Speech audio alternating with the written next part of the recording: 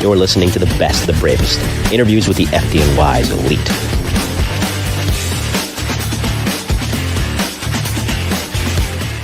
We begin 2025 with an FDNY show. Welcome back, ladies and gentlemen, to the Mike and Raven podcast, episode 349, volume 66 of one of the mini-series that, as I've said plenty of times on the program, is really one of the backbones of the show.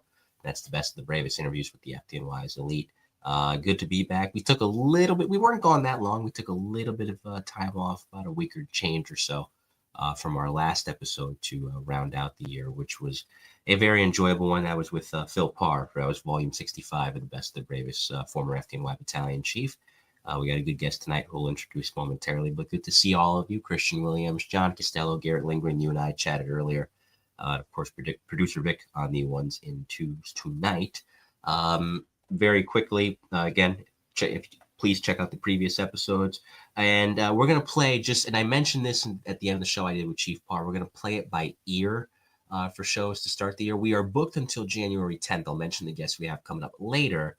But as you know, with starting Fire Academy soon, we may be on a lengthy hiatus for a while, depending on when the Academy starts. So in the meantime, we got a couple shows lined up. We start with a really good guest tonight. Won't keep them waiting too long. One ad, no MC Media Editing Services. You guys know by now about MC Media Editing Services, but we'll keep showing you Billy Ryan. The Mike the New Haven podcast is proudly sponsored and supported by the Ryan Investigative Group. If you need an elite PI, look no further than the Elite Ryan Investigative Group, which is run by retired NYPD detective Bill Ryan, a 20-year veteran of the department who served the majority of his career in the Detective Bureau, most notably in the Arson Explosion Squad.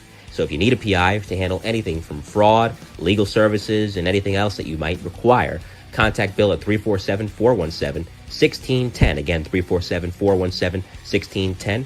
Reach him at his website or the email that you see here.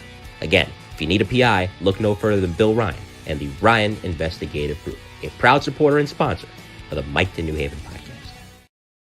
Well, from the streets of East Flatbush in Brooklyn to the heart of Harlem, as well as Ridgewood, Queens, across his 26 years in the FDNY, those are just some of the places in which he worked. Got on the job in the summer of 1996, retired only a couple of years ago, 2022. It'll be 3 years pretty soon. A lot of busy places, a lot of action seen, from the MBAs to the box alarms. His tours were hardly ever boring, as he'll tell me about tonight. You saw him on Getting Salty a while ago. I had to get him on here. And that for this volume 66 of the best of the bravest, interviews with the FDNY's elite, and the first show to kick off 2025, Mr. Greg Bruno. Greg, welcome. How are you? Hey, Mike, how are you? Good. It's cold outside. Thanks for having me on. Oh, yeah, it's full of snow in here. Yeah, but otherwise, thanks for having me on. No problem. Yes, Thanks thank you. It's good to have you. So, before we get into anything involving the, of course, your career and the extensive nature of it, as I ask every guest to start out, where'd you grow up and did you have family on the job? Yes, I did. I grew up in Brooklyn, Mm-hmm. born and raised, and I had my father was on the job, got on in 1970, and got out in, I believe, 92. Worked in some pretty heavy-duty places. His brother, my Uncle Jimmy, he was on the job. He retired in 1970. My mother's brother, my other Uncle Dennis, he was on the job for a while. And so I got into it real early. My father, very, very big influence, obviously. Always talking about work and wanting to know what was going on. I kind of got the bug that way. And then if you want, we can get into how it all started. It was about probably 6 or 7 years old. My father worked at that time in Ladder 156 on Kings Highway in Brooklyn. Me and my brother, got on a bike and went over there to visit him. I think it was during the Easter break holidays. And sure enough, we get there and they get a run. And my father says to my brother, he's older than me, hey, come on, Rich, let's go. Get on the rig. We'll go for a ride. My brother went, came back. I'm waiting to go. I'm itching, thinking, come on, let's get another run. All of a sudden, we get another run. I get on. We go through the streets. The adrenaline starts flowing. And I said, oh boy, this is what I want to do. So from that point on, it was, always wanting to get on the job. Became probably a pretty big buff. I didn't want anybody to know that until now that I'm retired, who really doesn't really matter, but they know. But take you into that whole scenario and that scene. Grew up, an older brother, an older sister, and a younger sister. And my dad, like I said, he started out in 330 engine, got laid off in the mid 70s, and when he got reassigned, he had gone to ladder three in Manhattan. And ladder three, he told me, so such a different world in Brooklyn, back and forth, different types of buildings, the amounts of people. And then if we get into it later, I'll explain to you, I experienced the same thing when I worked in Harlem. It was just a tremendous difference from Brooklyn and the different boroughs that I was detailed to. Um, but going back to the early days, like I said, waiting to get on the job, waiting to get on the job. There was this problem with this test, and then they weren't going to give another test for another 4 years, so on and so forth. But I used to play hockey in the street with friends of mine who lived on the same block as Timmy Stackpole. Mm. And although my father was the biggest influence for me, of course, I got to see Timmy jogging, coming back from running, coming back from work, going to work. And it was always, hey, Timmy, hey, what's going on? He's in 147 and then he was going to rescue two. And all of the stories and the amounts of jobs he went to just increased. And I was hook, line, and sinker. Everything he had to talk about, let me know what the night tour was before, and then get home and find out the next day when my father came home what his night was like. And it just grew from there. And boy, you know, I was just excited and I couldn't wait to get on the job. And my dream came true in '96. Just a great, great time for me. And I was going to say, you got on, as you just mentioned, smack dab in the middle of the 90s, where fire duty's interesting in New York City. I talked to a lot of guys that got on in the 70s and 80s, not too many guys that got on in the 90s. So in 96, we have a heavy amount of fires across the city, especially in boroughs like Brooklyn and the Bronx. But with the city being in the middle of the renaissance that it was, the scope is changing to include new construction. So there's different issues that arise there with construction accidents as a result. With the influx of more tourism, you get a lot more accidents. So the work is a lot more varied than it was in the 70s and 80s. Starting out in a place like 174 Truck in East Flatbush, I imagine that was one of those places that still had the same problems of the 70s and 80s fire wise. Busy house, not so busy house. What was it like there early on?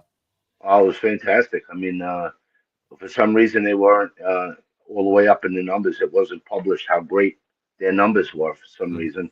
But I mean, every single year it was constant work that was not a highs and lows. It was just steady work all the time. I mean, you go on a little bit of a drought sometimes if you missed a couple things, but it wasn't uncommon to go to work and go to two or three jobs that night, Mm. or to have two jobs on a day tour. Or for some reason, I always seem to get an awful lot of work on rainy days. I don't know why. I always thought that Yeah. rainy days would be a little slow, and rainy days sometimes you were more busy than other days with fires. So, yeah, it was a lot of fun. I mean, I enjoyed getting there, going there, and of course, when I showed up, the guys wanted to know who the hell I knew. How did you get here? So, as I said when I was talking on Louis' podcast, I had joking with them and said, well, I lived in Howard Beach at the time, and it was easy. I got in my car, I went down Conduit to the condo up Crossway Boulevard to the Conduit. They're like, no, how did you get how'd you get here? Not how did you drive here? How did you get here? So my people who looked out for me really wanted me to learn the job and learn it well. And I had tremendous, tremendous senior men there, and I had tremendous officers. And by getting me there, the person wanted to make sure I learned from the best.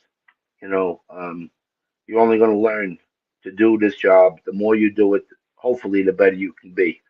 And the potential was always there with the guys that I worked with to always learn something, sit back and watch what how they operated, um, ask questions as often as possible, and learn better techniques so that hopefully you could last longer.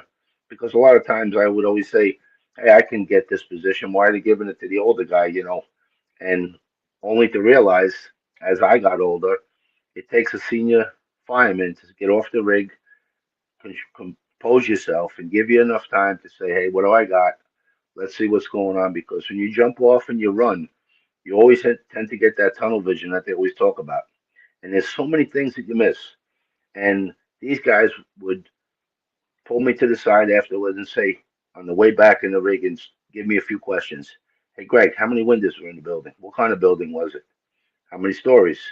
You know, where was the fire escapes? What side of the building did you go to? How did you get to where you were going? Like all of these different things that I tried to transfer to the new guys in other places and give them the same opportunity to learn to step back and say, hey, let's uh let's slow down a second because you're going to catch so much more and you're going to be more efficient by slowing down and you're not going to burn yourself out. And that's some of the things that the guys taught me. I mean, we can go into some of the names of the guys if you Yeah, want to that by all were my means, yeah, mentors. absolutely. In 310, 174, 310 was a phenomenal, phenomenal engine on this job. Tremendous reputation, just like the truck. And I had some senior guys there who looked out for me, like Stevie Holman, Eddie Maynard, Lenny Stromstedt. Unfortunately, I forgot a few guys last time if I do forget somebody this time, my apologies. Guys like Mo Suarez, tremendous, tremendous guys.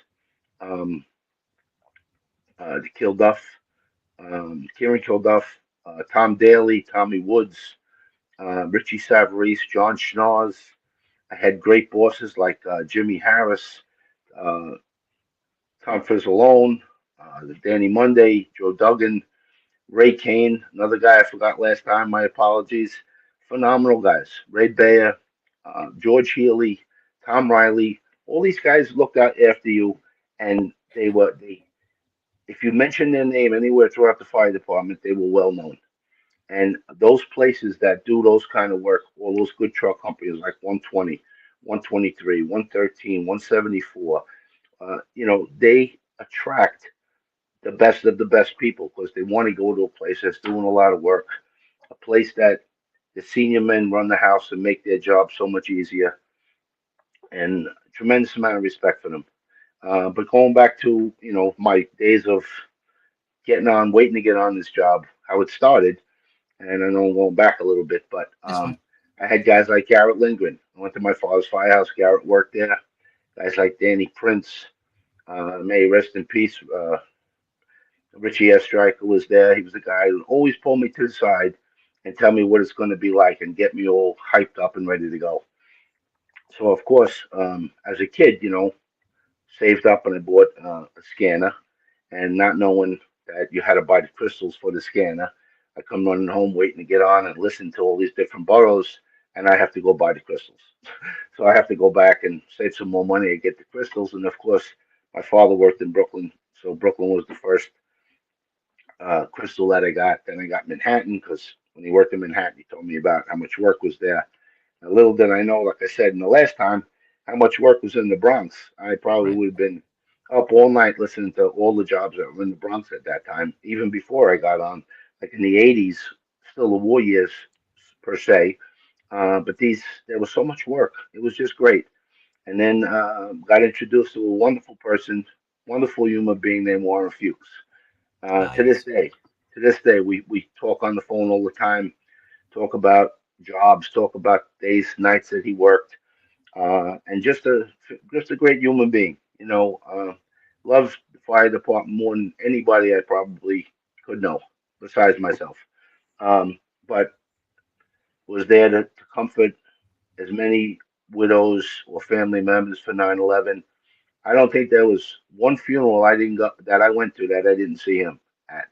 He tried to be at every single one because through the years there was so many people that he knew that it was either their son or the father or somebody connected, and he was there all the time. And he's just you can't even explain what kind of person he is. He's just a really, really wonderful individual. Um, like I said, had guys like Danny Prince there. Guys always welcomed me in the firehouse. Always let me ride with them. Got me all excited about waiting to get on the job. And like I said, I went to 174, and boy, I couldn't have asked for a better place. Really, really great guys. I mean, even in the engine, Jimmy Steen, Tommy O'Day, Marty Linquist, who's a deputy chief now, Kevin Judson, who was at one time my 24 partner. He's a captain in Queens. Um, Joe Piggott, just great, great guys. Great guys. Absolutely. And again, a company like that in a location like that, you learn very quickly. that's really the dream for any firefighter. You don't want to be somewhere that's slow because you don't have as many chances to really refine your craft, and complacency early on can set in. Obviously wasn't the case. Not only were you in a busy company, but you were in with guys who enjoyed the work, who liked the work, who moved just as quickly as the calls came in, kept up with the work, and that really instilled an attitude in you early on that guided you for the rest of your career. Yeah, it did. And what they tried to put upon me of that the place that what didn't just become a great place overnight. Yeah. It came from a tremendous amount of hard work from guys before me, and I was always taught that you go someplace, you should uphold the reputation of the guys who made that place as great as it is, and then do what you can to make it better. Someday when you leave, you instill in the guys that come after you how great the guys before me were, and they keep that tradition going, and hopefully they do the same with the next generation that comes through. I was gonna say, and this brings us into a year into your career from '96 into 1997. Now that 2 year rotation from 1997 to 1999. The department, was it a program the department had back then, if I'm not mistaken, for probies that they had to do a rotation? Was that a mandatory thing? Yes, it was. When it first started, I was a little upset about it because I got the word that we were going to be leaving. You go to two different companies for a year apiece, which would mean you're out of your regular firehouse for 2 years, and then you would come back and return. You had to keep a book up. Um, Everywhere you went, you had to write about your tours, what you learned, questions you asked the senior men, and I just thought it was a little bit long. That there was you can get the feeling of a different place or a different borough. Let's say being there 6 months instead of a year, and if you did the two, you would only be away from your home base for 1 year instead of two. But it worked out. I ended up going to two great places. First, I went to 331 Engine on Crossway Boulevard, and the way they do it, it's an A, B, and C company. And at the time, some reason 174 was kept under wraps, and it was considered a B company. So I got like two great places out of three. One place in Queens that was a little bit slower. 331 Engine was a little bit on the slower side. Uh, but as I learned, there are so many places that you can go to in this job as you go on through your career that, as you get older, the job seems to get a little harder. And there's really nothing wrong with slowing it down. Some guys don't have more family issues and family things that they need to do that their heart and soul can't be at the firehouse that's doing 15 runs after midnight and they want to slow it down a little, or the family may move and for commuting reasons it may be better for them. But 331 was a great place. I met some really, really wonderful guys there. I rotated with some great guys. Um, some of the senior guys that were there were like George Barr and Kenny Lorigan. Kenny Borgs was another great guy. He used to teach me a lot. He was in the truck. And I went on to well, the rotators that were there with me was Ron Daly, who ended up being a Rescue 4, recently retired. I got on the job with Ron, same Proby class. Pat Sheridan, who's a deputy in the 15th Division, was also in 331 with us at that time. Um, uh, Captain of Squad 18, Dominic Petrucci, he was rotating in the truck at the same year we were there.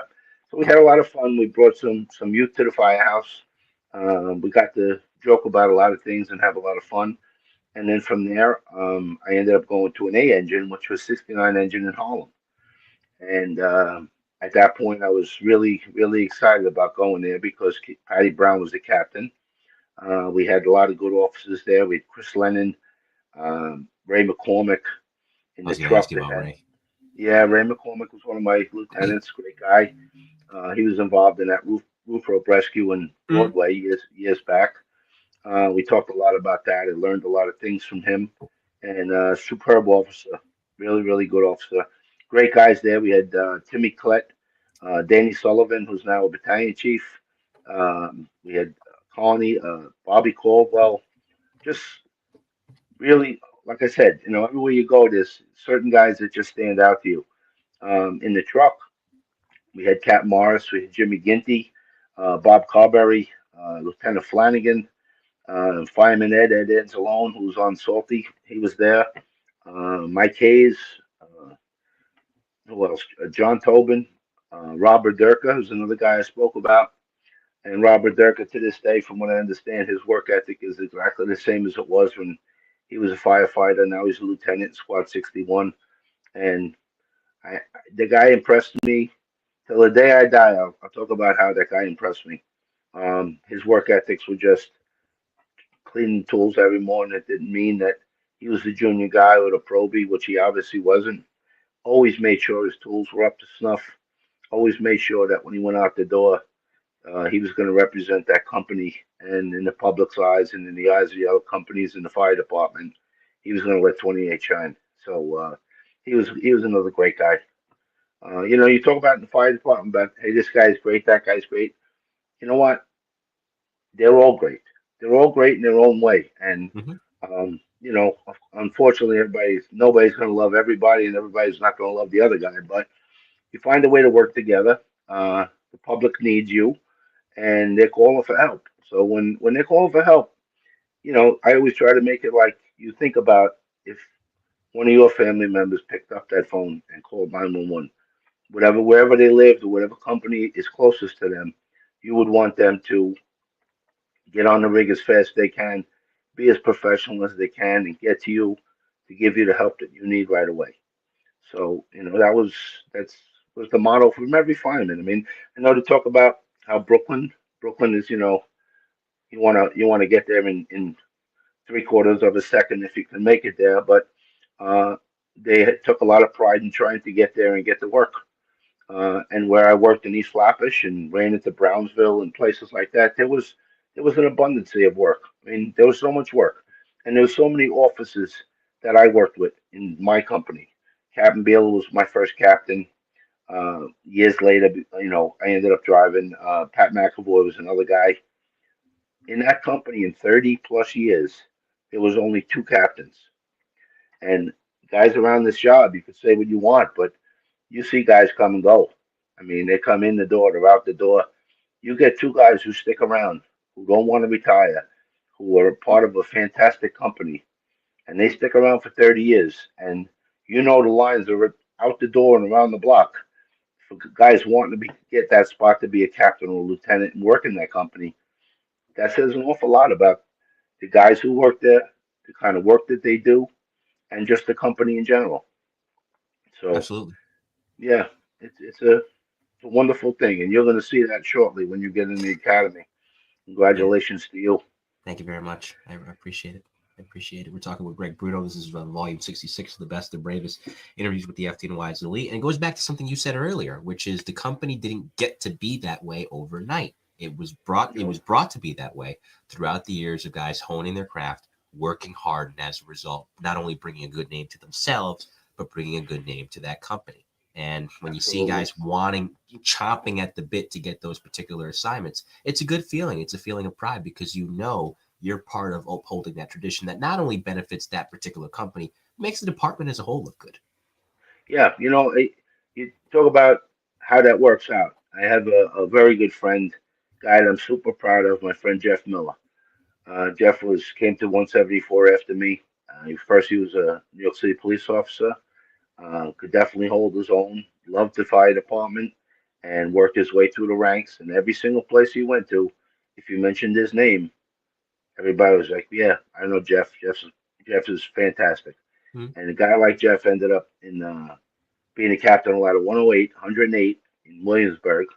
And anybody who knows anything about the New York City Fire Department would end up mentioning 108 truck. And just goes to show you they're upholding that same thing we're just talking about the tradition, the amount of guys that came in and out of that place over the years. And 108 was, tremendous pride to be part of 108, just like everybody who loves their own company. But when you end up going, as I spoke with Jeff, and become a boss of a place like that, you have a lot to uphold because of the reputation and the tradition that went on before you. And I'm sure he's doing a fantastic job. The guys there must love him. And every time you look up on Firewire or something, you see 108, 108, Yeah. 108 going to work. So good luck to him. And he's probably, I know he's a fantastic addition to that company, and those guys would do anything for him.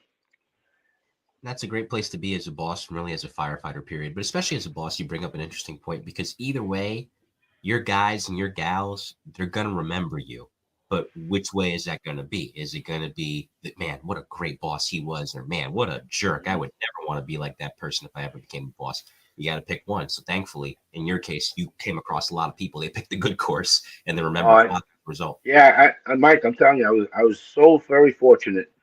I mean, even from the beginning, from just following around my dad, he was, like I said to you, a tremendous influence to me, and always explained to me how it works and what you need to do, not only to keep the family name, because that's number one, but you want to make a name for yourself, and you want guys to think of you as a guy that they can depend on, or guy around the firehouse who always tries to make things better, always contributes. Do what you can because you love that job.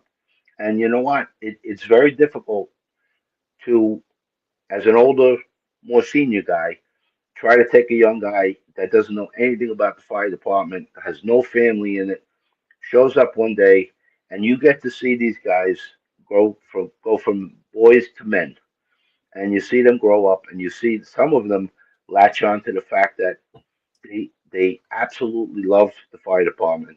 They absolutely have a passion for it. You can't teach someone passion. Okay, you either have it or you don't. And in my case, needing to get on the fire department, I didn't get on until I was 28. And it was, if I didn't make it that round, by the time the next test came out, I was going to be too ineligible. I was going to be too old. So I didn't really know what life was going to be for me if I didn't get on. So I did everything I possibly could. And I think I told you that real quick. I'll tell you that story real quick about Mhm. my entrance exam. I got one question wrong on the entrance exam. So I got 100 and a 99. I got 100 on the physical. I got 99 and a half on the written. So I had 104 and a half combined score with the city residency points. So I go to take the physical test, and I've been running with the weighted vest, and I'm doing everything I can. And I get there, and I'm going through the test, and first thing I walk in, there's a guy looks like Mr. Universe, he's gigantic, V-shaped. He's got muscles on top of muscles, and I'm thinking, oh my God, what am I gonna do now? I don't want this guy to psych me out. I got to do what I got to do. And he's telling me how this test is nothing for him. I don't know. I've been going to Pudgy Walsh University for I don't know how long, and every time I was doing it, by the end of the night, I was dead. Right. So I give it my best shot. I get to the very end of the test where there was a part of the test where you had to lift up on a metal door with a hook, put the hook down, and pull down on the cylinder that had a cable with a weight. And you pull down 5 times. That was one repetition, one up, five down, two repetitions, all the way to 25.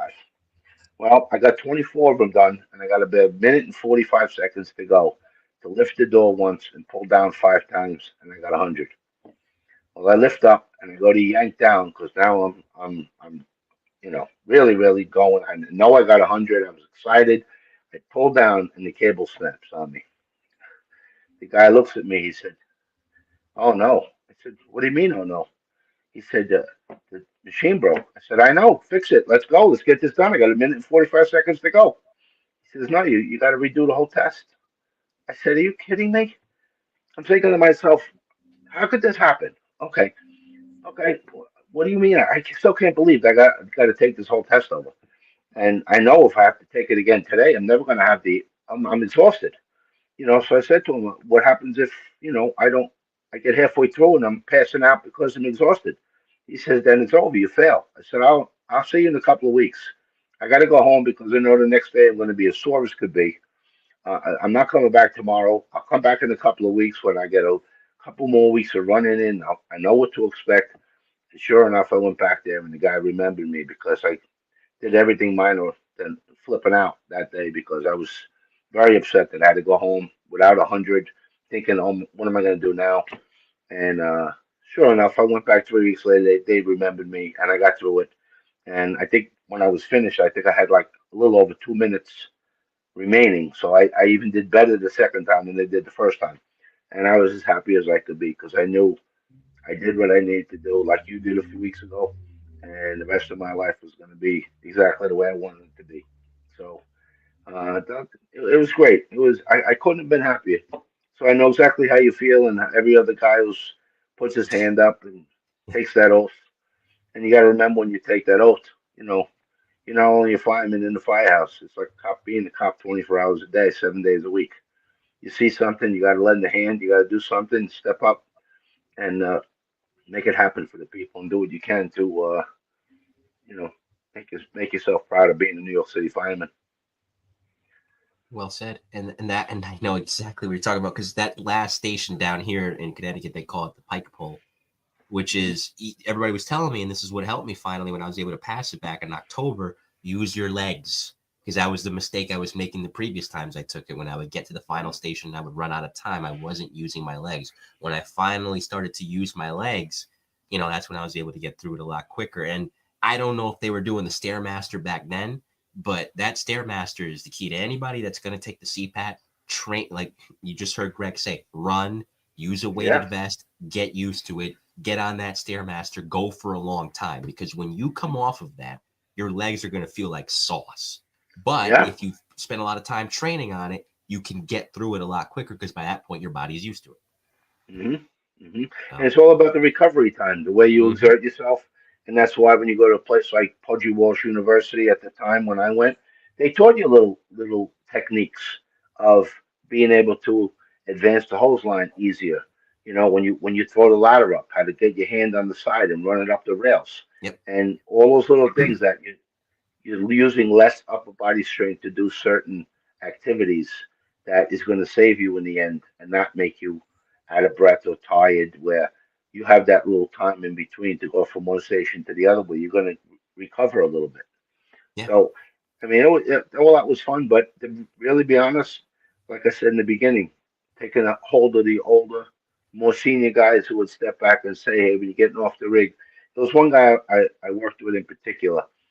His big thing was every time he got off the rig, he'd grab his tools, put his tools in one hand, he'd take his helmet off, and we'd look up, adjust his helmet while he was looking. And that little time of him doing that, he would explain to me how much he picked up of what he was looking at. Because sometimes, as you're going to see, you may get a call for a fire in a private dwelling. You pull up, it's a multiple dwelling. Or you get, a call for smoke from the rear, and you show up and fire's coming out the right side front window. So that could have happened in the time that they made the call to the time that you got there, but things change on your way there. Or the public calls and they say that they see fire when it's not exactly fire; it's only smoke. You change what you do and you adjust yourself. And this particular gentleman would his thing would be take the helmet off, take a look, and then go. So you pick up some of those things along the way, and one guy's technique is not going to be the same as the next guy's technique, but you will learn certain things you do on the job it's gonna be like a routine. Like Yeah. certain guys have superstitions in football. They wear the same chin strap every time, no matter what. They wear the same socks every time. Yep. Everybody's got their own little thing. Yep. Gretzky would eat a hot dog before every game. Yep, True there you story. go. Before every game, Wayne Gretzky would eat a hot hmm dog. And there hmm was a great video of him playing in the Winter Classic all these years ago. He's long retired, still ate a hot dog before the game. So hmm never hmm stops. Mike Roy's watching via Facebook, and if we could highlight his comment producer, Vick, he says, when I was in Rescue 4, I remember when Greg was doing his rotation at Engine 331, I worked the small boat detail. We ran out of the back of 331. The guys he mentioned he rotated with were great guys. Yes, yes, I remember him. I do. They used to have Good the man, small Mike. boat summer detail in the back, and the police department would also have the marine unit in the back. Hmm. They had a station, a boat in the back of 331. Oh, okay. I didn't know that. You learn something new every day. I was going to say, getting back to 174 truck in 2000, I didn't ask you this earlier because I wanted to make sure we got to 331 and the Harlem Hilton. But usually, you know what type of fires you're dealing with based on the makeups of the building. Depending on where you are, there may be tenements, there may be a lot of cock lofts, maybe a lot of taxpayers. 174's area, what type of fires are you, or what type of building makeups are you normally dealing with? Well, a lot of them are mostly private dwellings, Okay. and but in that area. what you have to really watch out for is a lot of SROs, single room occupancies. Hmm. A lot of people will divide their basement into 3 or 4 apartments to try to get more rent. And then you have, you know, you can't go, a lot of times people will be cooking with a hot plate and someone's trying to keep warm in the winter or it's cold and now all of a sudden they're using bad electrical cords. They're using illegal space heaters or some type of heaters that'll start a fire to fall asleep with something on. And most of our work was private dwellings, and we had a lot of commercials like on Utica Avenue, things like that. But then we did. They didn't do a lot of subway. They had almost no subways, and they had very, very little elevators. Which was, if you talk to another truck guy in the city of New York, they would love that. No elevators and no subways, and full fires in private dwellings and taxpayers. Fantastic. Yeah. So yeah. But in that area, Mike, you had, as I always talk about, you had tremendous respect for the other companies. You had I always say like Bob Sano, 283 engine, fantastic man, just always willing to help you. Oh, the year that we spent in 283 was so enjoyable. We thought in the beginning when they were renovating 310 and 174 that there's going to be some friction because years back there was another company that was in there and there was some friction. But we loved it. I think before we left, they wanted us to stay. We had such a good time there. We caught a tremendous amount of work. I think that year we went to like 160 all hands or greater in one year. Wow. So it was, you know, a lot of work. And guys like Bob Sano, guys like John Calamari and 120, all these different places, the companies you ran in with, all had a tremendous amount of respect for each other. And even with the stock companies, and I said this on the other podcast, uh, those if you come from a very reputable place that people respect, they will give you the time to do your job. It could be at a pin job. You have all your cutters, your spreaders, everything ready to go. They pull up, they have theirs ready to go. But if you weren't as respected as the company that I'm talking about of being part of, they may try to make their way in because things aren't getting done properly. When you come from a very respectful place and they see you doing everything properly, they're willing to wait to help you and not try to move in on you. You understand what I'm saying? Yeah. So places like Rescue Two, they're great firemen. If you're not a great fireman, you're not going to make it there. They're not going to put their reputation and worry about your safety if you're not a top-notch fireman. So the guys that go there are very well respected, and like I said, they'll give you the time to do what you need to do, and that makes you feel good about yourself. That the company you come from is respected. It's not, oh my God, what's going on? Nobody's got this. It's all being taken care of, and they're there to back you up, and they're there to give you a hand, and that's Right. when you get to work hand in hand with them. It's great. You know, like I said, there were times after the World Trade Center, unfortunately, it was so decimated that a lot of times we would get detailed. If you were in a busy truck company, they would look to the busy truck companies to try to backfill and get detailed for the night tour, for the day tour. A couple of times I worked in Rescue One. That was a tremendous experience for me. Um, Sometimes I worked in Rescue Four a couple of times, and really, really nice guys. I mean, they're so good at their craft, and if you get to that point where you can be working sock, you're the guy that has passion already. You're not looking to learn passion because it's something like I said, you can't learn that.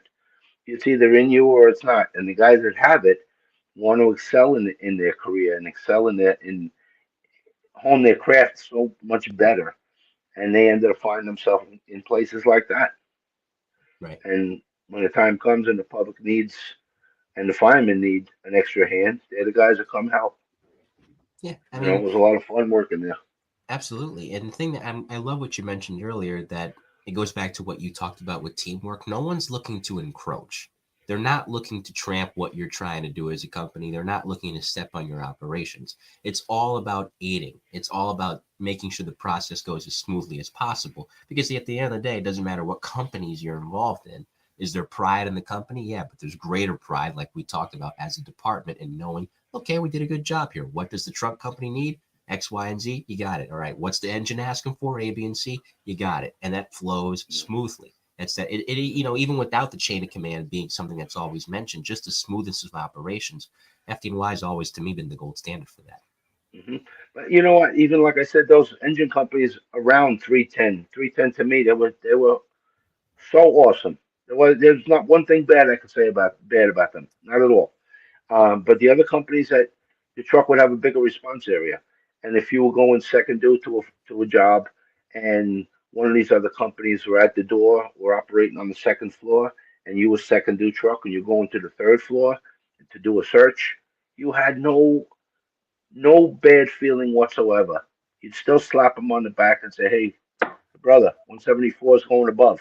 Just so it's your own practice to know that you said it out loud, or the boss They said it know. out loud, so that they know that you got three lives above you that are your own that you have to worry about, and give us time to get a place of refuge up above. But you had never ever had the feeling that these guys are never going to stay there and protect you with that line. And that makes a world of difference when you go to do your job. It's one less thing to think about. I always say in regards to a chauffeur of a truck company, you got to be on your game. You got five other lives besides your own of guys that you love that you want to make sure are okay. You have a boss, whether it's a covering guy or one of your regular guys. You want to make his job as easy as you can for him. And I was taught by other guys in my company like Gary Knott, Wally Blum, and other really great chauffeurs that listen. Steve Holman, if you could take care of the outside team for the boss, he only has to worry about himself and the two inside guys with him. That makes his job so much more easier to focus on what they have to do, gaining entry, doing a search, knowing that the roof's going to be open, the outside vent's going to give him a report from the rear. He's going to vent when he needs to vent. Everything's going to run smooth. You understand? So that is essential. Just as essential as knowing that these guys are going to have that door and keep that fire from coming up the stairs and coming towards you. There's a So, trust factor. There's a trust yes, factor because at the end, it's absolutely. it's a great feeling to have to be confident in that. All right, engine companies here, they know what they do. They know Hmm. exactly what to do, and I know they're going to do it. Let me Yes, go do my thing. You never have to worry, and that's a sweet spot. Not that it's an invitation. I'm not saying you're saying this. It's not that it's an invitation for complacency or recklessness, but again, going back to the smoothest of operations, I know they're well versed. They may not work with me, but they've been trained the same way I've been trained, just in a different capacity. So I know they're going to do an A plus job. absolutely. Absolutely. Mhm. And like I said, like all these other board sites was talking about, not to forget anybody here. I was talking about Bob Sarno. Then you Yep. had guys like Danny Florenko, captain of 103. There's not a doubt in my mind that any guy that goes to that company is going to be trained by the senior guys because guys like him don't go to a place that doesn't run itself. You Right. know, you don't want to put yourself in a position of being a boss, worrying about every single facet of the firehouse and everything going on at a job. So you become a boss of a place, everything should run the way you want it to be run. And having the senior guys take care of all the stuff that can be taken care of downstairs is great. And all the drilling, all the things that these guys need to know about their area. Something comes down in department orders. These guys are on it. They're reading it. They're going over it.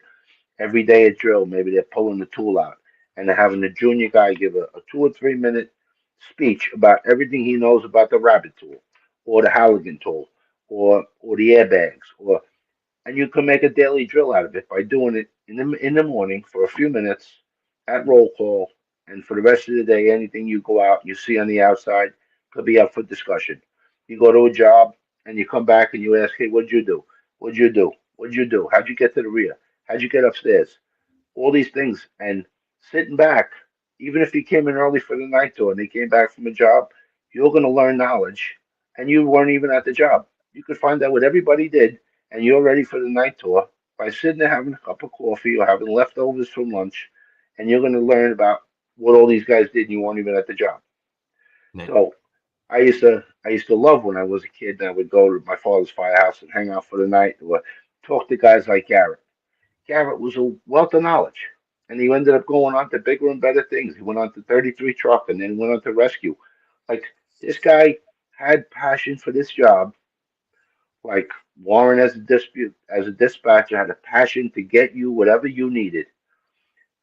I remember hearing him on the radio, redirecting companies because another job came in, and he knew every street in Brooklyn.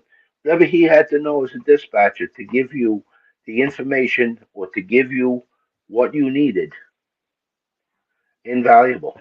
You couldn't ask for another better guy. He had the other guy that was a dispatcher there. Munch was his last name, and these guys worked hand in hand. It would almost be like an engine company, a truck company. These two dispatchers did what they had to do, got you the resources you needed right away. They would even prompt you and ask you in case things were going haywire. Hey, I remember them saying, "Hey, Chief, do you want a second alarm? Hey, Chief, do you want a third alarm?" They're prompting them because they know they're going to need these resources, and it was unbelievable to listen to, you know. And those were the back in the days when I was chasing fires in my car. Anyway, being the buff that I was, so Right. started And at an that's early a big age, help. Mike. No, of Yes. course, and I can see the passion tonight, and I'm very much enjoying this conversation Hmm. as a result. You know, and It'll it's never it's it'll never go away, Mike. Never go no, away. that's the beauty of it, you know, and that's what I've noticed across all the conversations that I've had, both from the fire side and the police side. No matter what the guest may have done as a profession, once a fireman, always a fireman. Once a cop, Mhm. always a cop. It never leaves you, Mhm. and that's a Yeah. beautiful thing. But Mike, you think about some things too that you bring up funny stories, and I know part of these podcasts are talk about funny stories, and Yeah, maybe some you can talk about and some you can't. But here's one that you can talk about. Working in an engine company not far from 174 on a day tour. I don't know if they had their picnic. It was like the summertime, or maybe some guys had gotten hurt at a fire, and there was four details in the engine that day. It was a regular chauffeur, regular boss, and four guys in the back. Two guys from my company and two guys from another company. So during the day, some of the things we had to do that particular day, we had to do hydrant inspection. So we were in a place where there was some hilly streets. I'm walking, talking to the guy. We get to the top of the hill, ask the boss on the radio, "Hey, boss, this is one, you want this one? Yeah, okay, let it run." Because when you turn it on, especially in the summertime, you get that brown, mustard colored water. yeah, ain't It's great. horrible, right? So, two guys from the other company were on the other side of the street checking the hydrants because it was two lanes one way, two lanes the other. And I cracked the hydrant open, and I'm looking at this water. I'm like, "Oh my God." And I'm trying to get it to run so it runs clear. And all of a sudden, I hear somebody yelling, screaming. I looked down the block. I didn't realize there was a guy working under his car on the hill, and all of his tools and everything he got blasted by this brown yellow water. Oh, Oh no. we were laughing, but I felt bad for the guy. It was not something that we planned on doing intentionally, No. but he ended up getting a whole mouthful of brown water just working on his car, and I think he lost probably 90% of his tools. So that Oh, was that on that one. well. Well, so as Louis says, Yeah, swing and a miss. He struck him out. yeah, we struck him out there. We did, Yeah, it reminds and me of a funny. Oh, sorry, go ahead. My apologies. yeah, and there was another. I know you ask sometimes what is your funniest EMS run, and I won't say the company name, but went to a lady who was having some problem with her knee. She couldn't walk, and I think she was on like the third floor of this five-story multiple dwelling. And one of the guys we had with us was this big husky guy that was, in the fire department calendar and all this. And of course, that old man Murphy is on his way down, and we're telling the lady is very upset about being in the stair chair. Can we carry her? And you see these big guys are like, "Ma'am, we got you. Don't worry. We've done this a few times before. You have nothing to worry about." And I just said, "Something's gonna happen." And sure enough, we go to lift her off on the stair chair to walk down the first flight of steps, and the handle breaks off the stair chair, and down she goes, bang, bang, bang. She must have hit every step on the way down. It's Oh like, no. ma'am, I'm so sorry. We tried to help her the best we could. She ended up being okay, but that was one of those things. Is whoops, we didn't mean to do that. Yeah. So it was kind of funny. Was she on the more plus size, shall we say? Yes, Okay. she was. And one guy had one handle, one guy had the other handle, and a minute later, one guy had one handle in his hand, and down went the stair chair. Oh my So goodness. yeah, that Yeah. was a little funny. Thank goodness that Google didn't exist the capacity it does today, No, because all you no, would see one no, star no cell review. phones. No cell phones They back then. dropped Yes, me Mike. down a flight of stairs. Don't recommend. No. Oh boy. This is a We question were that was. we were very kind to her later. We brought her flowers and all. She was grateful. Oh, okay. She Well, was that's good. okay. It had a Yeah. happy ending. She wasn't seriously hurt, which you'd like Hmm. to see. There's a Yeah. question in the chat from Stu Kelso. He's watching from across the pond in England, where it's just before midnight over there. He says, Greg, with your level of experience, we talked about 174 trucks makeup as far as type of buildings that was in the area. What were the most challenging jobs throughout your career? Hmm. Thanks for the question, Stu. Well, challenging.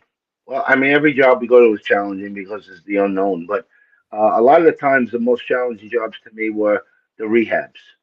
And what I mean by that is like, you would go and build an inspection, or you would see something, and then the next time you went back, and if there happened to be a fire there, all of a sudden, what was there before isn't there now.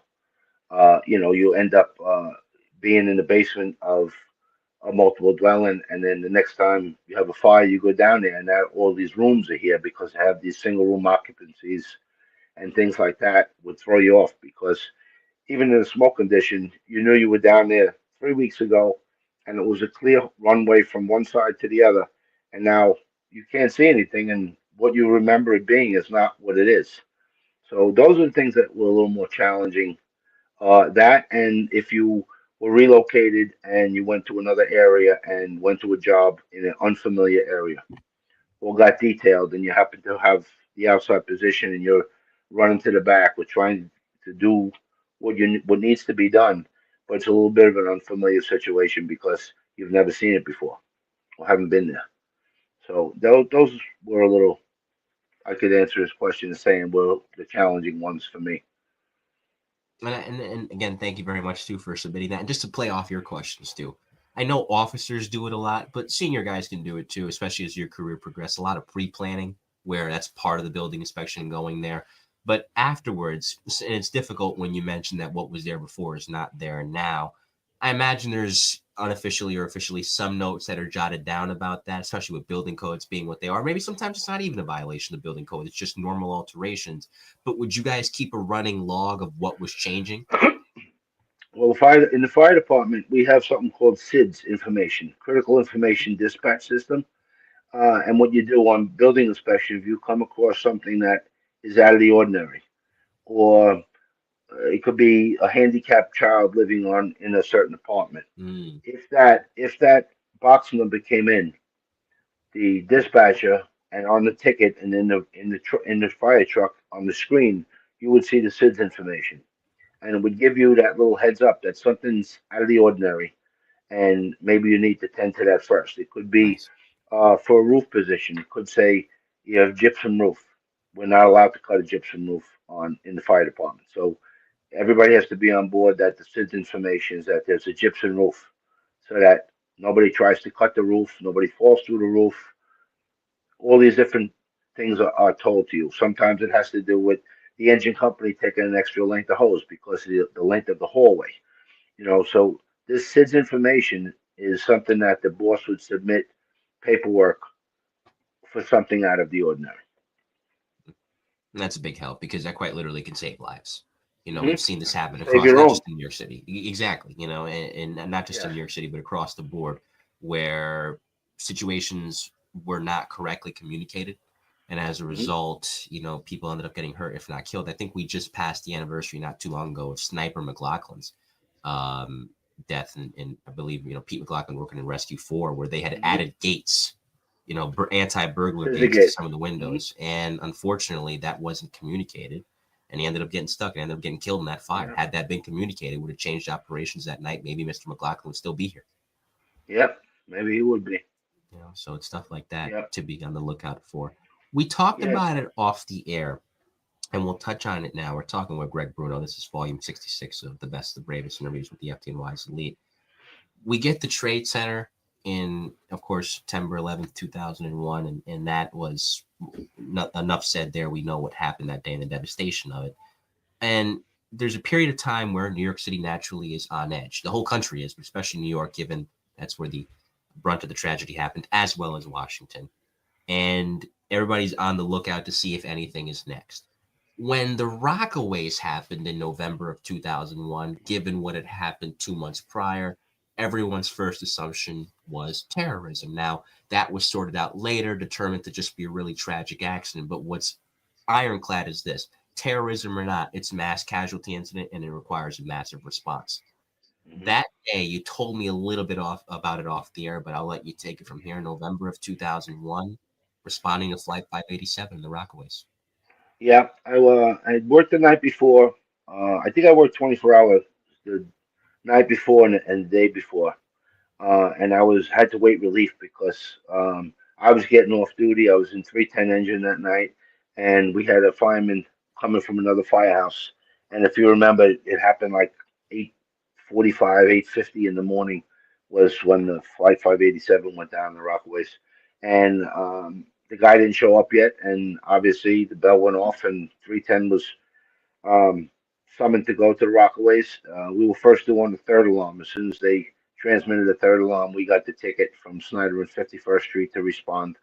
And a lot of the firemen from my firehouse live in the Rockaways and Breezy Point. So, the guys that was driving that day, I guess in his mind, he was thinking, my kids are in the school.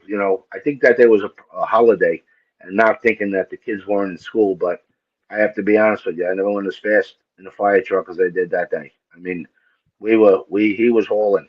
We were hauling down Utica Avenue, turning onto Flatbush Avenue, up over the Marine Parkway Bridge. And instead of going to the left on Beach Channel Drive, where 99% of the fire apparatuses went, he went to the right and went around Rockaway Beach Boulevard. And Rockaway Beach Boulevard had a lot of, these humps on every street, and he was flying over them. He got there so fast that we ended up getting a hydrant on the block of the plane crash and pumping water through their pumps. So he went around. We ended up putting out a lot of fire that day, a lot of foam. But you know what, Mike? That would to me was very disturbing mentally.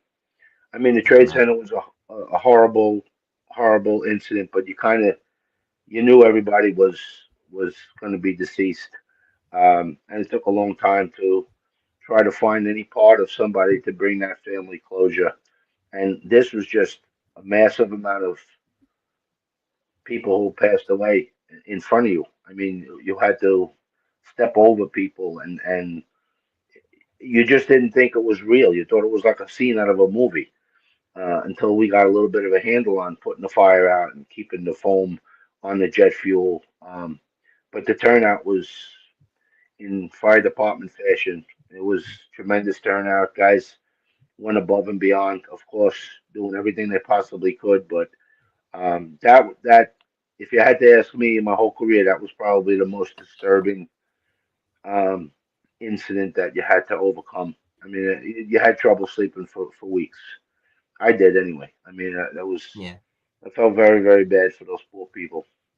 yeah, But the way things happened, I, you know, the plane came straight down. I mean, if it plane would have went through the Rockaways straight, you could have had 7, 8 blocks of fire. I mean, this was contained to one corner and half of one block maybe because it came straight down. But it was not an easy thing. I'm sure there were many other guys. If you spoke to them, they would tell you the same thing that it was a difficult, uh, an arduous job to try to get that fire out and try to have a little bit of tunnel vision, not to look at what was underneath you and on the side of you. yeah. So it was difficult. And that neighborhood in the Rockaways had lost a lot of firefighters in the World Trade Center attack a couple Yes, months prior. yes, they did. So that was another blow to them. Yeah. And really, Hmm. the year 2001, at least the back half of 2001, from June to December, was very difficult for New York City for obvious reasons, Father's Day, Hmm. 9/11, and that. But the FDNY was able to push through. And looking at what Stu Kelsall typed in the chat just now about support in the aftermath of something like that, we're putting a good emphasis on it now. Times were a little bit different back then, even though 2001, 2002 is not that long ago. What was your outlet for dealing with some of the rough stuff that you had to see on the job? Because there's a lot of great days on the job, but then there's days like that that can really bother you. What do you? I'm saying that again. What What was days? your, when you had the rough days where you had to see some tough things that Hmm. firefighters have to see? What was your Hmm. outlet for being able to decompress and deal with those things? Um, being able to go home to family, and talk about it if you could with family to let it off, let it out, or really talk about it with the guys in the firehouse. Many times if something happened like that, where there was maybe a fatality at a fire or a child, um, it was a little okay to talk about it with the guys when you got back to the firehouse, kind of let it out, Right. um, and be thankful for what you have at home. Um, we all do the best that we can to try to prevent these tragedies, but they're going to happen, and you're going to have to just know that you do your best that you can, and sometimes the results aren't going to be the way you would write it out in a storybook. But all in all, you do the best. You did the best that you knew you could do. Absolutely. And that's, as somebody told me a while ago, and it was more along the lines of being able to put up that emotional barrier in the moment. Yes, it's a rough situation, but when you're responding, you have to realize, and I'm paraphrasing, we didn't do this to them. We're No. just simply responding after the fact to make the situation better. And I think that's a good Hmm. perspective to have in the moment, and hopefully a Yeah. guiding point in the aftermath as well. We talked a little bit off the year too about, being able to drive an engine or a truck through the streets of New York City. The more time you get on, that's when you're able to do something like that. And it's Hmm. not easy because I always quote this line from Paul Hashagen, but it's so true. No matter what type of rig you're driving, it's not how fast you can go, he said. It's how fast can you stop, because traffic in New York City is so unpredictable. The streets are narrow. You got cars. You got a lot of people too. So when it came to being a chauffeur, tell me about the training for that, and from your perspective, because everybody's different, what it takes to be an effective chauffeur in New York City. Okay. First of all, I think you have to realize, and through your training at going to chauffeur school, you need to understand that it doesn't turn like a car, number one. So when you're making turns, all of your turns have to really be very square. You may have to go out and out more before you start the turn so that you clear the back. A lot of times with, let's say, a rear mount, if you go and try to turn as if you were in a car, you would end up cutting down the angle on whatever side you're turning and probably take three or four cars with you, or the telephone pole on the corner. So you have to always use your mirrors, tremendous amount of mirror, using your mirrors. Um, and also take into account your weather conditions. Trying to stop on a dry surface, so much different than if it's a little bit, tiny bit of rain where you're going to end up, you know, just being very slick. All the oils come up in the floor, and the more you drive, the better you feel. Like you have to be very confident when you're driving a rig or something of that size, knowing how much distance more you're going to need to stop. If you're responding during the day and it's 10 minutes to 3 and you know that there's kids running all around the place, you may have to, you get the same box at the same corner for a fire the last 4 day tours that you work, because some kids pull in a box or call and saying there's a fire. And if you're going to try to go as fast as you possibly can and you're going to go up the block where the school is, you have to slow yourself down and say it's a better chance that it's going to be a false alarm because kids got out of school, and you would feel terrible if something happened, the kid ran out in the street. So you always need to how do you prepare yourself for it. You don't know, what the kids are chasing each other or doing. So you always have to be one step ahead and know that. Even at nighttime, you have to realize that if people are out drinking, or you're coming to a light and you see the lights still red for you. I said this in the podcast with Louis. You may want to back off on your accelerator so that you keep the momentum going, but you give that light enough time to turn from yellow to red and then green for you to give yourself a couple of seconds that that person coming across the intersection is not trying to beat that light at 2 o'clock in the morning, not knowing that you're responding to a fire. Right. So you understand what I'm saying? So Yeah. those things that but most of all is make sure that you understand the braking power is not the same as your car. Knowing how to square your turns and be able to drive fast when you have to, when the brothers are in need. But you always have to follow the laws that if red light, you have to come to a stop. You have to make sure that there's nobody before you proceed. So those are the only things as far as being a chauffeur that your positioning is tremendously important. It could be the meaning of life and death for people. But slow yourself down. Always make sure that your weather conditions dictate the way you drive. The time of day dictates the way you drive. The nature of the call dictates the way you drive. That would be my best tip as far as driving, being a chauffeur. That's great advice. I'm thinking back to something Tim Brown said a while ago too, and he was talking about driving Rescue Three's rig. Soft hands. That's something I never forgot him saying too. Soft hands on the Soft wheel, hands. because there's a lot of unpredictability on the road with, like you said, sometimes somebody's trying to beat the light. And I'm fortunate where I work now on the civilian side over in West Haven, where I work with people who can drive the engine of the truck in their sleep. Intersections are, like you talked about, are a big thing that it's always mentioned to new drivers as well. And shout out to all the drivers that I work with, the guys and the gals. One gal, shout out to Sarah, that are able to do that, because you're never able to predict what another driver or what a pedestrian is going to do. And if you get into an accident on the way, well, then you can't complete your mission. You're never going to get there to be Right. of any use. No help there. But you know what, Mike?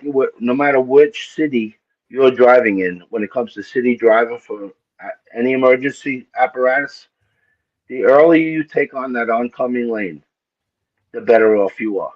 Because if you go and the traffic on the other side builds up, whether it be a red light, and you get blocked in, they're never going to let you in.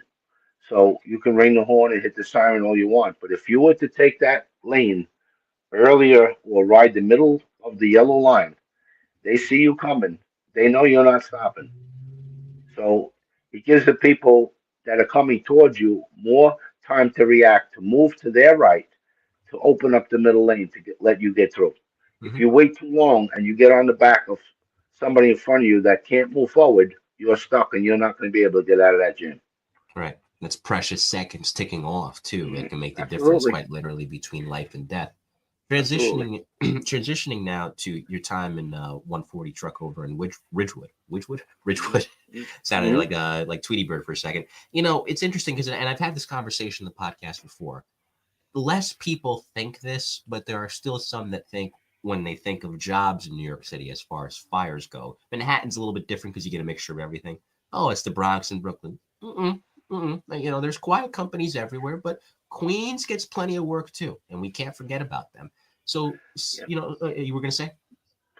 Queens gets an awful lot of work, and what I think other people don't realize is you take a borough like Brooklyn, very densely populated, just like Queens, but you have fire companies stepping on each other. They are a stone's throw away from one It's true. firehouse to the other. It's When true. you go to Queens, you could be riding for 6, 7 minutes as a first due company because the distance from where your firehouse is to where the call is coming from, where the emergency is a tremendous distance. And those companies are much more spread out in Queens. I mean, you take a rescue two to go from one side of Brooklyn to the other, probably get there in 10 minutes. You take rescue four on Queens Boulevard to go from Queens Boulevard all the way to Far Rockaway. It's got to be a 25-minute ride even with lights and sirens. It's a tremendous distance for them to go. I'm not saying that. I mean, of course, that's in the rescue part of it after the 1075 is given, but just in general, you take the peninsula of Rockaway.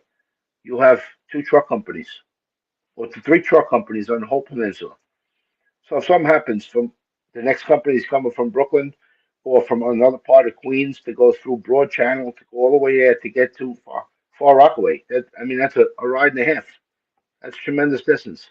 So, Yeah. but tremendous amount of work in Queens. If you go like South Ozone, South Jamaica, you go near 270, 126. All these companies, 133, 275. They are hammering out the work, hammering out the work. Yeah. Especially Yeah. now, you can really, as with Firewire and all these different scanner apps, you can see the amount of calls Hmm. that are coming in. Like we talked about earlier with 108. It's the same thing for a lot of Yeah. these companies in Queens. All hands, fire in a private dwelling, all hands, full on Hmm. box, MBA. It's just left and Right. right trauma jobs. They don't stop. Exactly. Water rescue, or you have a Rescue. ruptured gas main. You have so many other emergencies going on, and you don't even hear about the 7 or 8 runs that the company had for a stuck elevator and an oven fire or smoke, food on the stove. You don't hear about the lockouts. You don't hear about the little car accidents. You don't. There's so much more going on that you don't even hear on the Firewire. You're only getting the confirmed emergencies. Right. And to me, you're versatile in this job, and you love every single call because you want to get in there and you want to do something. I'm reminded of the That's it. Terry Hatton line, the great Captain Hatton, late great Captain Hmm. Hatton, who gave his life on 9/11, where they were asking him, something along the lines of, when do you sleep? And he was talking about Rescue One, but this really applies to the FDNY as a whole. It's like, sleep. I never sleep in this company. And there's so many different companies you could say that about. And I imagine 140 was the same way. Hmm. Yeah, I went to 140 in 2012, I believe it was, or Mm-hmm. 2013. My wife had lost her daughter years No. ago when I was in probie school, and that was a really difficult time. And years later, she had gotten sick, and I needed to be closer to home. You need to be focused on the job. Going to work. You want to leave all your problems at the front door. But not knowing what needed to be done, I tried going to the 5/8 Battalion first. I thought maybe being a chief's aide would free me up. That if I needed a day off right away, I needed a quick mutual or to get off to go to a doctor or whatever, I would have the flexibility. Not that the guys wouldn't help me anywhere I worked and do it for me, but it would make me feel like I didn't count on them so much that I would have to ask for the favors so much. So I thought by going to the battalion was good. But after a couple of months, I saw the difference of I wasn't going in the fires. I was outside with a clipboard. It was a good job learning all the radios and all these little things that the battalion does that you don't really know what they do by not being there. And then it was to the point, and I said, I want to go back and want to go to fires, but I really got to get closer to home. So I ended up transferring to 140, and it was a last minute transfer. I didn't even get a chance to really go and introduce myself. I caught the captain on the way out. He was on his going to vacation, and I stopped by and I said, "I'm the guy who's put my paper in to come here." He says, "Yeah, okay, well, let's wait see what the chief says." And I said, "Okay." I was waiting on a call, and I ended up getting a call like on a Monday night that, "Hey, Greg, you're starting there tomorrow morning." I'm like, "Tomorrow?" He's like, "Yeah, tomorrow." So I ended up going there the next morning and walking in there, and feeling so out of place because I really didn't know anybody there. I don't think you ever dressed yourself up, but it felt like I was wearing a tuxedo with brown shoes. I felt so out of place. But the guys welcomed me. They did all they could to open their arms and accept me. And as time went by, guys gave you a shot and realized that, give you a first impression, maybe see what you're all about. And I think they understood how much I loved the job and what I wanted to do there and uh, try to give a little bit of knowledge if I could as I was on my way out the door. And I ended up staying there like 10, 11 years. I probably would have stayed longer if I didn't get hurt, and I'd still be at work today. But it's just one of those things, I guess it was time to go, and I did what I had to do. But they were great guys there, I had great bosses there. I had Lieutenant Roman, Lieutenant Valentin, uh, Lieutenant Hoy, Lieutenant Costa. In the engine, you got great guys there. Lieutenant Domino's fantastic. Lieutenant McNulty just retired. Captain Viola was there when I first got there with Richie Scott and Lieutenant Perry.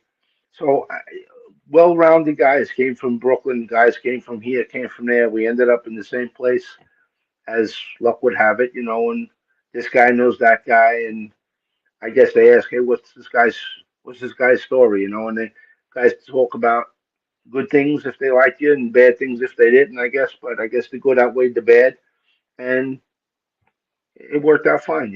I got a lot of enjoyment being able to work with a lot of young guys who wanted to know about the busy place, or you go over something and you're watching a YouTube video over fire, or you punch something in, and it could be 1 o'clock in the morning, and all of a sudden a phone alarm for fire comes in, and now you're not only hyped up because you were just talking about that. Now you're up, you're out the door, boom, you get to jump on everybody. Maybe you get in first due, maybe it's a job, and it just it just enhances your job. It makes everything better because here you were up on your game, you were drilling, you were talking about it, and you're ready to go. Something's not gonna. Don't let your training slow you down. Like you got to be on the ball. You got to be ready all the time. And these guys impressed me. They were good guys everywhere you go. Some guys not as into it. Where in different places, it could be in the best place in the world. The guy could have a bad day and not be into it. But we tried to make those guys into it, and they made me very proud. They did. Absolutely. And you had a great run, yeah, although, as we mentioned, it was cut a bit short by injury. It doesn't nullify everything that you did.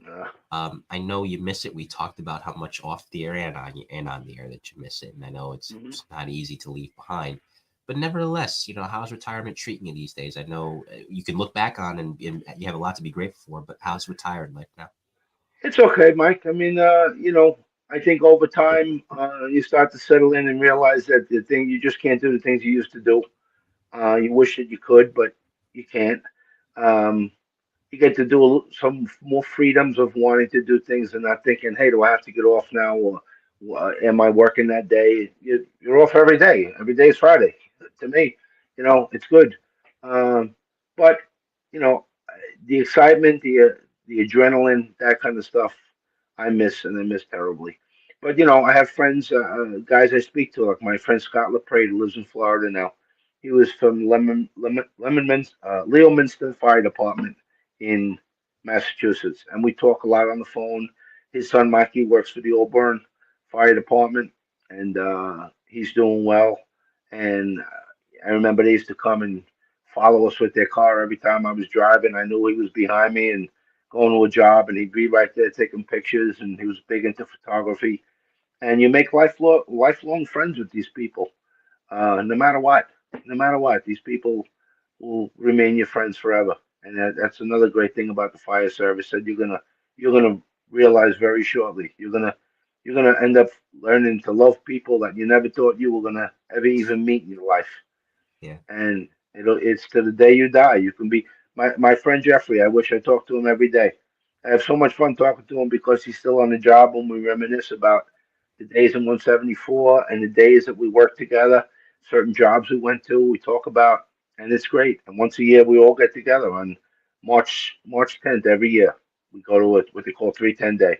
Uh, and the companies, Nice. guys, I like it. guys that are active, retired, guys from years ago who made that company what it is, all get together and we enjoy a whole day out and reminisce about fun things. And it's great. I think that's a growing thing throughout the fire department. A lot of companies do it on the engine company date, you know. So it's I think it's good. It's a lot of history in that, and a lot of pride guys take in doing that. Yeah, it's a lot of camaraderie.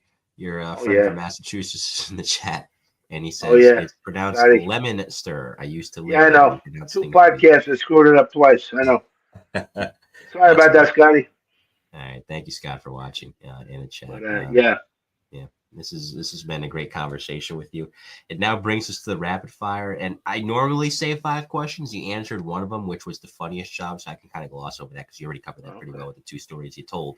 But and this could you can nullify this by choosing the firehouse instead, because a lot of guys always loved eating in the firehouse. A lot of cooks they work with, but if of those three, either the firehouse or a good restaurant or a good bar, where did you like to stop for a good bite?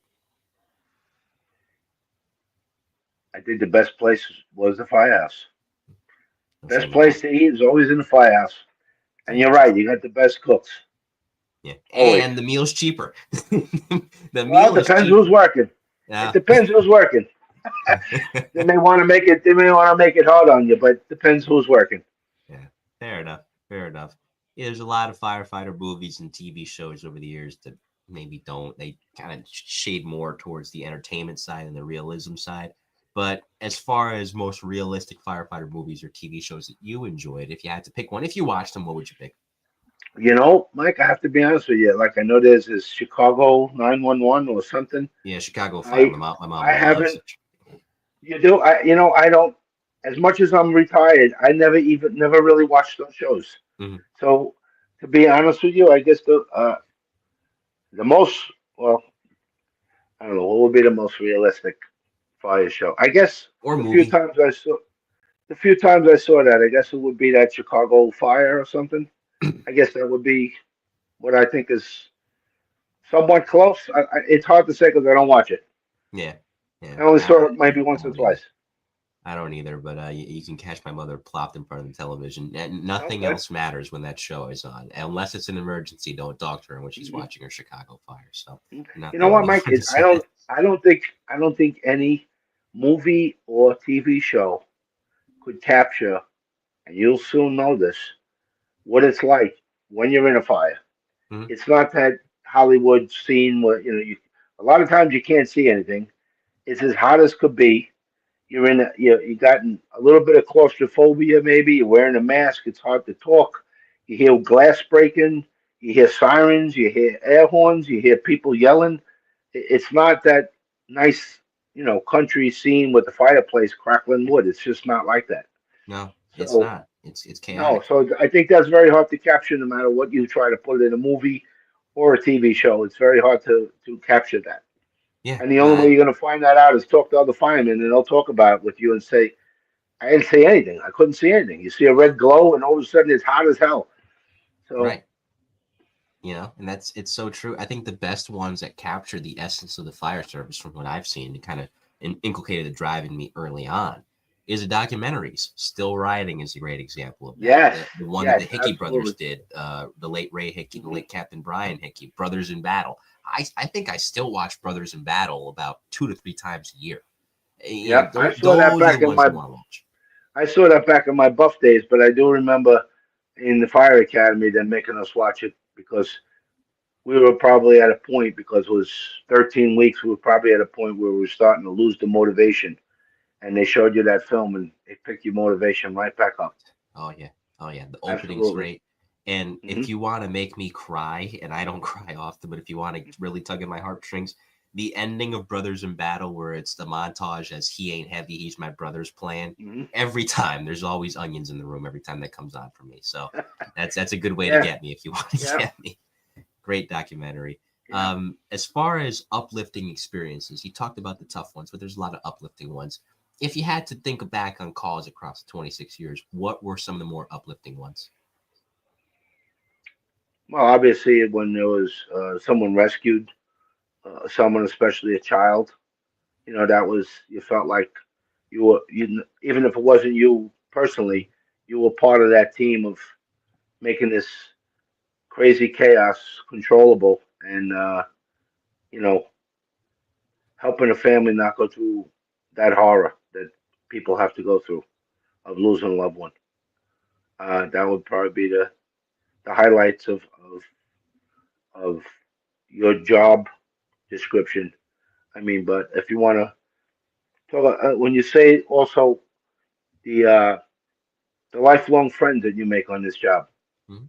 like I said to you before, I don't think there's ever guys that are truly you could say you love another guy. You love someone that you do anything for them, Mhm. and even retired, you can call up your best friends.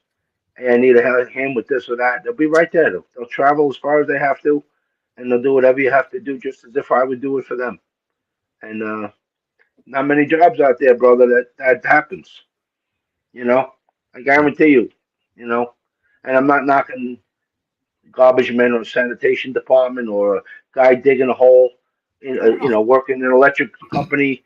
But I'm sure there's a guy in an electric company that might say, "Yeah, I can't get there. I can come tomorrow, maybe." Guys in the firehouse, you call them, they drop what they're doing, they'll come right to you. Right. No ifs, ands, or buts. Yeah, So you don't find that in a job. That job is the most unique job I think out there, and yes, that's sir. why I tell every guy they should love every single day they go to work because it is like no other. I mean, Absolutely. you get a pension for life, friends for life, people care about you. Anything you need, there's 1,000 guys that are willing to do something for you. It's unbelievable, You can't and you're beat it. gonna find that out real soon, my friend. And I'm very proud of you, and I'm very happy for you because getting that passing grade and knowing that your life's going to do a complete 360 is fantastic. I told that to Garrett earlier, and you answered the other question in the rapid fire. You covered both questions, which was a piece of advice for young firefighters. Garrett, and I were talking on the phone a little bit before the show, and I told him, I've been telling friends of mine this in a good way. I realize now as I'm about to head into this job, nothing is ever going to be the same in a positive way. Everything as I know it is going to change from here on out, and it's surreal. It's surreal, Mm-hmm. but it's good stuff to look forward to. Very good stuff to Yeah. look forward to. You lived it, so you know. Oh, I was one of the lucky ones, my friend. Yeah, absolutely. I was lucky. Yeah. And we documented that tonight. This has been one heck of Mm-hmm. a show. Stick around. We'll talk off air. But before I say goodbye to the audience for the night, any shout outs to anyone or anything that you got? The floor is yours. Just my family. I appreciate them always being there. From way back when my dad was my biggest influence and getting me on the right track to want this job as much as I did and help me. I'm glad he's still around to see me enjoying my retirement. Nice. Shout out to Dad. And of course, shout out to the rest of your family as well. Like I Yes, said, stick my around. We'll wife, talk off there. especially Oh, especially my wife. mhm. My wife has been there for me Yes. all the time, Yes. and We can't forget them. yeah, she's been through much heartache herself, but she's always there for me to pick me up. And wonderful woman. hmm hmm Shout out to all the moms of firefighters and the wives Mhm. of firefighters. And there are some people that wear both titles. they had to Yes, they had to well, endure both. that includes my mom, of course. She's still Yes, around, thankfully, and her and my dad. I know we're happy with my wife's decision with following in his footsteps and doing what I wanted to do. as they should be. As they should be. Heck of a show, my friend. Like I said, stick around. Thanks to Thank everybody you. that tuned in tonight, as always. Whether you were watching on Facebook, whether you were watching on LinkedIn, or whether you were watching on YouTube, I appreciate your support as always. And for those of you that'll listen to this, of course, on the audio side. Um, Coming up next on the Mike New Haven podcast, we have two shows booked. They'll both be PD shows next week, and we'll see what happens after that. Like we said, don't quite know when the Academy's going to kick up, so just kind of playing it by ear for now. But this Monday, it'll be Mike Charles, retired NYPD detective, came on the job January of '83, left in March of 2001. A lot of great stories. He was a detective for 13 of his 18 years on the PD. So he'll be here. And then next Friday, he was in the New York City Transit Police Emergency Medical Rescue Unit. And when they merged with the NYPD in 1995, he came on over into the NYPD Emergency Service Unit. That's Gary Grisolia, who I'm looking forward to speaking with. That should be another good show. It'll be another volume 50 of the E-Men inside the NYPD's Emergency Service Unit. So Monday and Friday with those two guests, 6 p.m. as we always do, barring anything unforeseen, Eastern Standard Time. Now, for those of you listening on the audio side, for tonight's outro song, it's from their 1994 album Ungod, Stabbing Westward with Nothing. In the meantime, on behalf of producer Victor, who always does a great job, and Greg Bruno, this has been volume 66 of the Best and Bravest interviews with the FDNY's elite. I'm Mike Colón, and we will see you next time. Take care. Have a great weekend. Ride safe, Mikey.